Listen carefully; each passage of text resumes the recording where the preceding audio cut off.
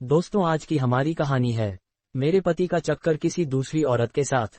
मुझे क्यों छत पर जाने से रोकते थे, आखिर क्यों? मेरे पति ऑफिस जाने से पहले मेरे करीब होकर कान में बोले कि छत पर कदम मत रखना और मेरी माँ से भी दूर रहना। मेरी शादी को 2 हफ्ते हो गए थे और हर दिन मेरे पति ऑफिस जाने से पहले ये बात मुझे याद दिला कर जाते थे। मेरे दिल में तरह तरह के सवाल उठते थे, मगर ये सोचकर चुप हो जाती कि अभी नई नई शादी हुई है, ये ना हो कि मेरे पति को मेरा सवाल जवाब करना अच्छा न लगे। मेरे पति ऑफिस चले जाते और मेरी नंद प्रीति स्कूल चली जाती तो मैं भी अपने कमरे में चली जाती थी।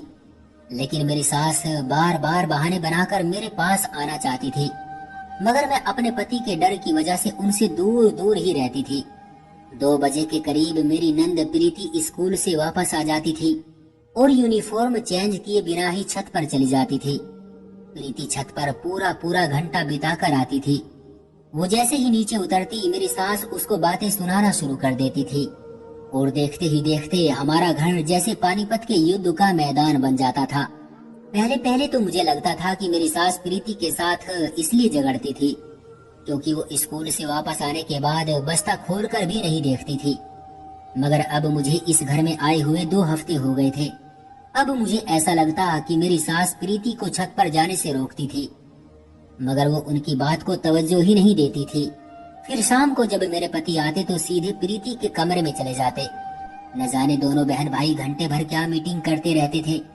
प्रीति के कमरे से निकलकर वो सीधे छत पर चले जाते और वहाँ भी काफी देर तक बैठे रहते थे। मैं कमरे में बैठी ये सब देखती रहती थी। शाम गए, जब मेरे पति कमरे में आए तो मैं मुंह बसूर कर बैठ गई थी। वो मुझे देखकर हंस पड़े और बोले, आज तो सूरज 1.25 हाथ पर है, ऊपर वाला रहम करे। उनके हंसने से मुझे हिम्मत मिल गई थी, इसलिए मैं शिकवा किए बिना न रह सकी। मैंने उनसे कहा कि आप मुझे घर वालों से घुलने मिलने क्यों नहीं देते और ना ही खुद मुझे वक्त देते हैं। हर समय छत पर बैठे रहते हैं, न जाने क्या खजाना छुपा रखा है वहाँ। अनिल एकदम से सीरियस हो गए। उनकी आंखों में गुस्सा देखकर मैं डर गई थी। वो बिना कुछ कहे ही घर से बाहर चले गए। रात के खाने के लिए भी वापस नहीं आए थे। प्रीति की जान पर बनी हुई थी। उसने अलग से अनिल भाई कहाँ गए की रट लगाई हुई थी। रात के 10 बज गए थे, मगर अनिल का कोई अता पता ही नहीं था। मैं दिल ही दिल में खुद को कोस रही थी कि न जाने मेरी किस बात पर वो मुझसे इस कदर नाराज हो गए हैं। प्रीति जैसे ही कमरे में गई, मेरी सास झट से उठकर मेरे पास आई और बोली, अभी तुम्हारी शादी को जुमा 8 दिन भी नहीं हुए हैं और तुम्हारा पति गायब रहने लगा है, उस पर कड़ी निगाहें रखो। सास की बात सुनकर मेरे दिल में ढेरों सवाल आने लगे। तभी अनिल दरवाजा खोलकर घर में दाखिल हो गए। उन्होंने मुझे अपनी माँ के करीब खड़े देख लिया था। अनिल कुछ भी बोले बिना ही मुझे कलाई से पकड़कर कमरे में ले गए। अनिल गुस्से से बोले, माँ तुम्हें क्या कह रही थी? मेरा तो दिल पहले ही कांप रहा था। उनकी गुस्से भरी आवाज सुनी तो मेरी आंखें भीग गई और मैं रोने लगी। मैं बोली, माँ जी कह रही थी कि अनिल का ख्याल रखा करो। मैंने जानबूझकर बात पलटकर बताई थी, क्योंकि उनकी तो अपनी माँ से पहले से ही नहीं बनती थी। न जाने इसकी वजह क्या थी। अनिल को मेरा जवाब सुनकर कुछ तसल्ली हुई। फिर अनिल बहुत ही आहिस्ता से बोले, देखो बात ये है कि मैंने छत पर अलग अलग तरह की नस्ल के तोते पाले हुए हैं। इस मौसम में तोतियां अंडों पर बैठकर बच्चे निकालती हैं, इस तरह उनकी नस्ल बढ़ जाती है। लेकिन अगर तोते किसी अजनबी आदमी को अपने पिंजरे के पास देख ले तो उनको खतरा महसूस होता है। फिर वो अंडों से बच्चे नहीं निकालते, वो अपने अंडे खुद ही तोड़ देते हैं। तुम अभी उनके लिए अजनबी हो, इसलिए मना करता हूँ। अनिल की बात सुनकर मेरा दिल हल्का हो गया था। मैं बोली, परिंदे तो मुझे भी बहुत पसंद है, मैं आपके तोतों का ख्याल रखूंगी। प्रीति भी तो ख्याल रखती है। अनिल हंसकर बोले, मेरे तोते प्रीति को जानते हैं। मैंने उसकी ड्यूटी लगा रखी है कि वो मुझे तोतों की रिपोर्ट दिया करे, किस जोड़े ने अंडे दे दिए हैं और किसने अभी बच्चे निकाले हैं। मैं सारी बात समझ गई थी। फिर मैं बोली, आप मुझे माँ जी के पास बैठने से मना क्यों करते हैं? वो बोले, क्योंकि माँ तुम्हें नुकसान पहुँचा सकती है। उनका मानसिक संतुलन कुछ बिगड़ा हुआ है, क्या तुम नहीं देखती? कि वो हर वक्त लड़ती झगड़ती रहती है। मैंने हाँ में सर हिला दिया। अनिल के जवाब से मेरे दिल को कुछ सुकून मिला। मैं अपने आप को बहुत ही हल्की फुल्की सी महसूस कर रही थी। अगले दिन फिर अनिल मेरे कान में बोले कि छत पर मत जाना और माँ से दूर रहना। लेकिन मैंने दिल ही दिल में सोच लिया था कि मैं अनिल से छुपकर माँ जी का ख्याल रखूंगी। बीमारी में क्या माँ बाप औलाद को छोड़ देते हैं। अनिल और प्रीति तो अपनी माँ से गैरों जैसा सलूक करते थे, मगर मैं तो ऐसा नहीं कर सकती थी ना। इसलिए मैं दोनों के जाने के बाद अपनी सास के पास आकर बैठ गई। मैंने कहा, माँ जी, मैं आपके सर में तेल लगाकर मालिश कर दूं? उन्होंने जल्दी जल्दी हाँ में सर हिलाया कि कहीं मैं बाद में मुकर न जाऊं।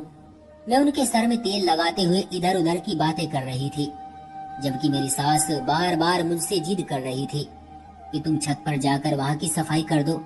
मैं बोली, माँ जी, अनिल ने मुझे छत पर जाने से मना किया है।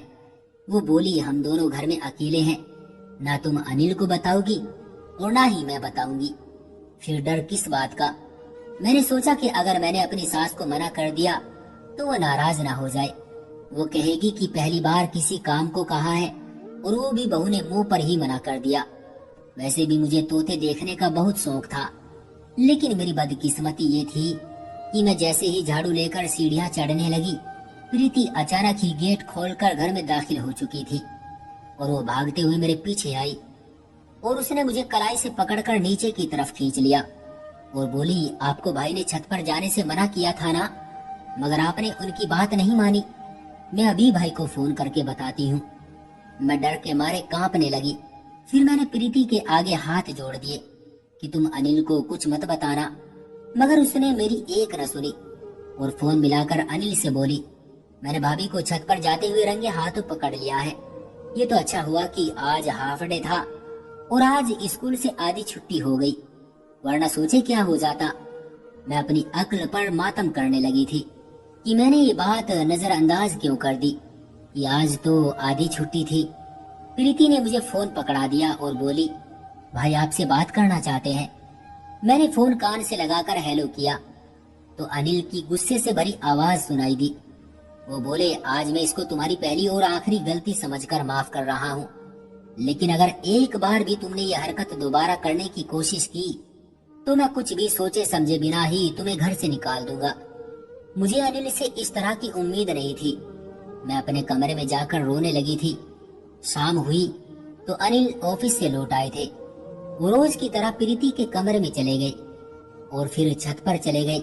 मैं कमरे में बैठी डर की वजह से कांप रही थी कि अब न जाने वो मेरे साथ क्या करेगा। लेकिन जब वो कमरे में आए तो बहुत ही प्यार से बोले, क्या बात है, आज अंधेरा करके क्यों बैठी हो? अनिल की बात सुनकर मेरे दिल को कुछ सुकून मिला। मैं जल्दी से उठी और अनिल से बोली, मैं छत पर जाना नहीं चाहती थी, माँ जी ने मुझे जबरदस्ती भेजा था। अनिल ने कुछ सोचते हुए सर हिला दिया। वो बोले, इसलिए तो मैं तुम्हें माँ के पास बैठने से मना करता हूँ, क्योंकि वो हम दोनों को बसने ही नहीं देना चाहती। मैं हैरत में डूब गई थी। आखिर वो कैसी माँ थी जो बेटे का घर उजाड़ना चाहती थी। रात को मैं सोई हुई थी कि अचानक ही मेरी आंख खुल गई, लेकिन मुझे दोबारा नींद ही नहीं आ रही थी। मैं करवट पर करवट बदल रही थी। प्यास की वजह से गले में कांटे चुभने लगे थे, इसलिए मैं उठकर बाहर शहर में निकल आई थी।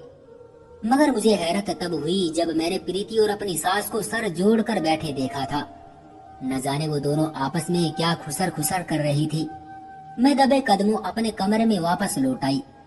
ये बात तो जाहिर थी कि मेरी सास और प्रीति अंदर से एक दूसरे से मिली हुई थी। वो अनिल की आंखों में धूल झोंकने के लिए आपस में लड़ रही थी, फिर रात को न जाने क्या क्या प्लान बनाती थी। अब मुझे समझ आ गया था कि आज का वाकया भी एक सोची समझी चाल थी।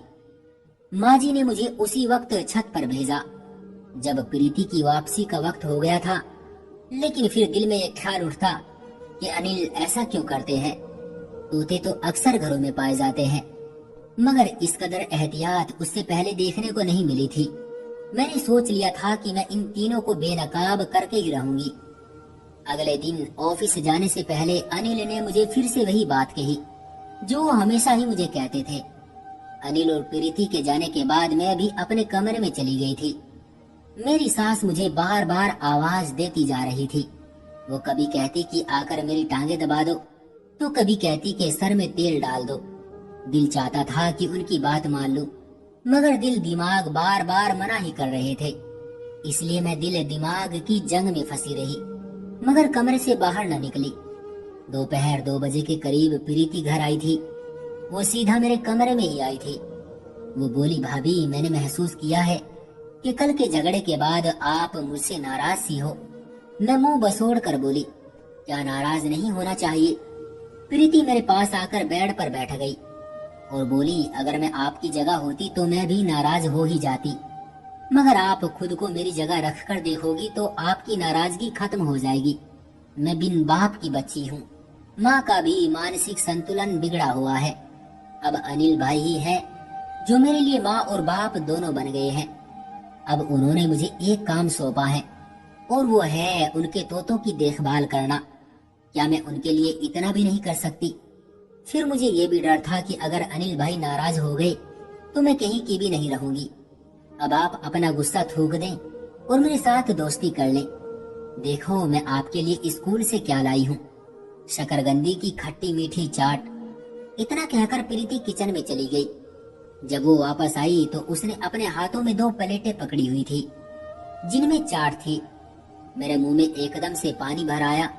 फिर मुझे प्रीति की बातें भी कुछ सही ही लगी थी, इसलिए मैंने मुस्कुराकर उससे वो प्लेट पकड़ ली और चाट खाते हुए बातें करने लगी। वो मुझे अपने स्कूल की बातें बता रही थी। चाट खाकर वो बोली, भाभी, अब मैं जरा तोते देखाऊं, फिर अपने कमरे में जाकर सो जाऊंगी। उसकी बात सुनकर मुझे भी नींद आने लगी थी। मैं भी लेट गई थी। फिर कुछ पता ही ना चला कि मुझे कब नींद आ गई।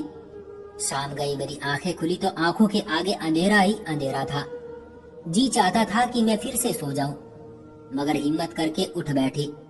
मैं जैसे ही बाहर निकली तो ये देखकर हैरान ही रह गई थी कि अनिल और प्रीति छत से नीचे उतर रहे थे और उनके साथ एक लेडीज डॉक्टर भी आगे आगे चल रही थी। मेरी सास उस डॉक्टर को देखकर चिल्लाने लगी, मुझे बता दे, सब ठीक है ना? वो डॉक्टर हाँ में सर हिलाकर बाहर निकल गई। मैं जल्दी से बेड पर आकर लेट गई और सोने का ड्रामा करने लगी। डॉक्टर को बाहर छोड़ने के बाद अनिल दबे कदमों से कमरे में आए और मुझे सोता देखकर फिर से बाहर निकल गई। मैं हैरान थी कि मैं तो इस टाइम कभी भी नहीं सोती थी, आज यूं अचानक कैसे सो गई। लेकिन इस बारे में मैंने ज्यादा ध्यान नहीं दिया था। मैं तो बस यही सोच रही थी कि वो डॉक्टर छत पर क्या करने गई थी। क्या तोतों के भी डॉक्टर्स होते हैं? ये सब बातें मुझे बहुत परेशान कर रही थी। अब मुझे अपनी सास की बातें समझ आने लगी थी। शायद वो मुझे ऊपर इसलिए भेजना चाहती थी कि वहाँ कोई राज मेरा इंतजार कर रहा था जो अनिल मुझसे छुपाना चाह रहे थे।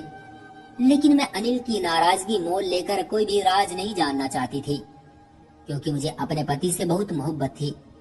आधा घंटा मैं इसी तरह पड़ी रही थी।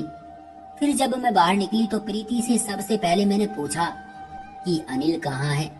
उसने आंखों में हैरत भरकर मुझे देखा और घबरा कर बोली, भाभी, इस टाइम अनिल भाई कहाँ होते हैं?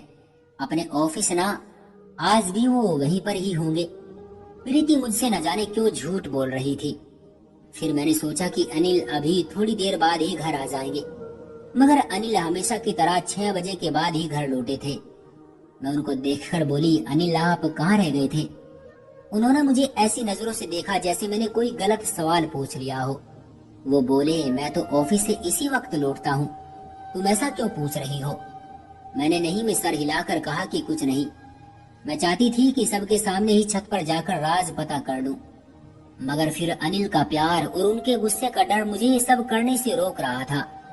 अब यूं ही दिन गुजर रहे थे, लेकिन मेरा शक बढ़ता ही जा रहा था। यूं ही मैं एक दिन सहन में बैठी बाल संवार रही थी कि मुझे किसी की चीख की आवाज सुनाई दी। मैंने अपनी सास की तरफ देखा और उन्होंने मेरी तरफ देखा। फिर चीखों की आवाज बढ़ती ही चली जा रही थी। ये आवाज छत से आ रही थी। मेरी सास के घुटनों में दर्द रहता था। वो सीढ़ियां नहीं चढ़ सकती थी, लेकिन ये आवाज सुनकर वो अपना दुख दर्द सब कुछ ही भूल बैठी थी और छत पर चढ़ने की कोशिश करने लगी थी। अभी उन्होंने 2 सीढ़ियां ही चढ़ी थी कि उनके घुटनों ने जवाब दे दिया। मैं सब परेशान होकर खड़ी देखती रही और यही सोच रही थी कि क्या करूं।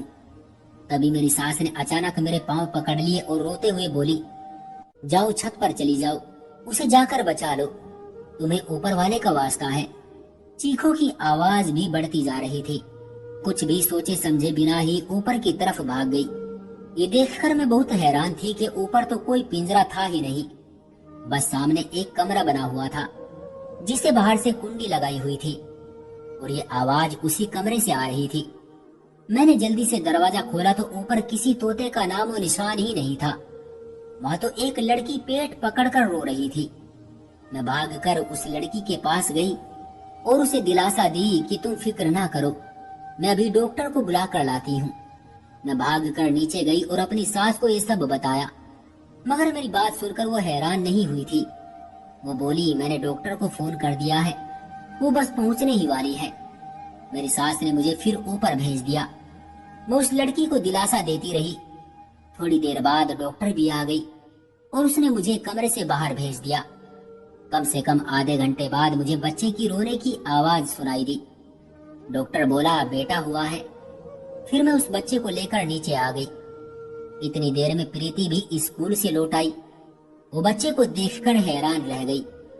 मैंने कहा, देखो तुम्हारे भाई की तोती ने अंडे से बच्चा निकाल दिया है। प्रीति का चेहरा लाल पड़ गया। वो जल्दी से कमरे की तरफ भागी और अनिल को फोन करके उन्हें घर आने को कहने लगी। वो जब घर लौटे तो बड़े बौखलाए हुए थे। मैं उन्हें बच्चा दिखाकर बोली, किस पर गया है ये? वो मुझे नजरअंदाज करके ऊपर चले गए। फिर प्रीति और अनिल दोनों उस लड़की को लेकर नीचे ले आए। मैं खुद को उस घर में अजनबी सा महसूस कर रही थी। मुझे कोई राज में शामिल ही नहीं करता था। मुझे लगा कि शायद ये लड़की अनिल की पत्नी है, इसलिए तो अनिल उसे मुझसे छुपा छुपा कर रखते थे। मैंने फैसला कर लिया था कि मैं ये घर छोड़कर चली जाऊंगी। मैं कमरे में आकर अपना सामान पैक कर रही थी जब अनिल कमरे में आए और मुझे देखते रहे। फिर बोले, ये क्या कर रही हो तुम? मैंने कहा, मैं आपका घर छोड़कर जा रही हूँ। अनिल बोले, मुझसे ऐसी कौन सी गलती हो गई है जो तुम मुझे छोड़कर जा रही हो? मैंने कहा, ऊपर वाले ने आपको चांद सा बेटा दिया है, आपको और क्या चाहिए? मेरी तो आपको पहले भी परवाह नहीं थी। ऑफिस से आकर आप प्रीति के पास बैठ जाते थे, फिर आप छत पर चले जाते थे। मैं तो आपकी जिंदगी में कुछ हो ही नहीं। अनिल ने मेरे सामने से कपड़ों वाला बैग उठा लिया और मेरा हाथ थामकर मुझे अपने सामने बैठा लिया। फिर बोले, मेरी बात को बहुत ही ध्यान से सुनना। तुम जानती हो कि ये लड़की जो छत पर रहती है ये मेरी सगी बहन है। ये जब 16 साल की हुई तो न जाने किस दरिंदे की बातों में आ गई। उस लड़के ने छुपकर इससे शादी कर ली और ये प्रेग्नेंट हो गई। माँ ने ये बात मुझसे छुपा ली थी, लेकिन मुझे उसके बढ़ते पेट से अंदाजा हो गया था कि कुछ न कुछ तो गड़बड़ जरूर है। मैंने उससे पूछा, वो छोटी थी तो डर गई और सब कुछ मुझे बताने के लिए तैयार हो गई। सच सुनकर मैं तो कांप कर रह गया था। जब मैंने उससे और बातें पूछने की कोशिश की तो वो रोने लगी थी। उसने मुझे अपने पति का नाम नहीं बताया था। फिर मोहल्ले वाले को हम क्या बताते कि ये किसका बच्चा है? मेरी मासूम बहन बदनाम होकर रह जाती और हम भी किसी को मुंह दिखाने के लायक न रहते। इसलिए मैंने उसको कहा कि वो छत पर ही रहे। वो इस बात पर तैयार हो गई थी, लेकिन माँ को लगता था कि मैंने और प्रीति ने उसको उसके जुर्म की सजा देने के लिए उसे छत पर कैद किया हुआ है। माँ घुटनों की वजह से छत पर नहीं जा सकती थी, इसलिए हर समय मुझसे और प्रीति से झगड़ती रहती थी कि मेरी बेटी को नीचे ले आओ। जहाँ तक तुम्हारी बात है तो मैंने तुम्हें इसलिए नहीं बताया क्योंकि अभी तो तुम हमारे घर में नई नई आई थी। तुम मेरी बहन के बारे में कोई गलत राय भी सोच सकती थी। मुझे डर था कि तुम मुझे छोड़कर ना चली जाओ। अब जब हर चीज तुम्हारे सामने आ ही गई है तो मैं तुमसे एक मदद मांगना चाहता हूँ। क्या तुम मेरी बात मानोगी? मैं अनिल की बातें सुनकर अपनी नंद के लिए परेशान हुई। मैंने झट से हाँ में सर हिला दिया तो अनिल बोले, तुम मेरी बहन के साथ दोस्ती का रिश्ता बना लो। तुम ही वो इंसान हो जिसे वो अपना राज बता सकती है, क्योंकि उसने ना प्रीति को कुछ बताया है और ना ही माँ को। मैंने अनिल से वादा किया था कि मैं उससे पूछकर ही रहूंगी। अब मैं हर समय अपनी नंद के साथ साथ रहती थी। मैं उसके बच्चे का बहुत ख्याल रखती थी। मैंने एक दिन उससे कहा कि ये बच्चा कितना बदनसीब है ना, इसे तो बाप का भी प्यार नहीं मिला। वो ये बात सुनकर फूट फूट कर रोने लगी। फिर बोली, भाभी इस बच्चे का बाप रमेश है, मेरा बचपन का मंगेतर। न जाने हमें क्या सूझी कि हमने जोश जोश में घर वालों से छुपकर शादी कर ली थी। जब मैं प्रेग्नेंट हुई तो वो डर गया और पीछे हट गया, क्योंकि वो तो खुद अभी कॉलेज का स्टूडेंट था। वो घर वालों को ये सब नहीं बताना चाहता था। नंद के मुंह से उसके पति का नाम सुनकर मेरे सर से तो जैसे बोझ ही उतर गया। मामला तो बहुत ही सीधा था। हम बिना वजह ही घबरा रहे थे, क्योंकि जो इसके बच्चे का पिता था उसके साथ तो इसका बचपन से ही रिश्ता तय हो चुका था। मैंने अनिल से बात की तो उन्होंने भी सुकून का सांस लिया। फिर तो सारा मामला ही सुलझ गया। अगले दिन अनिल रमेश के घर गए और रमेश के मम्मी पापा से बात की। उन्हें भी सारी बात बता दी।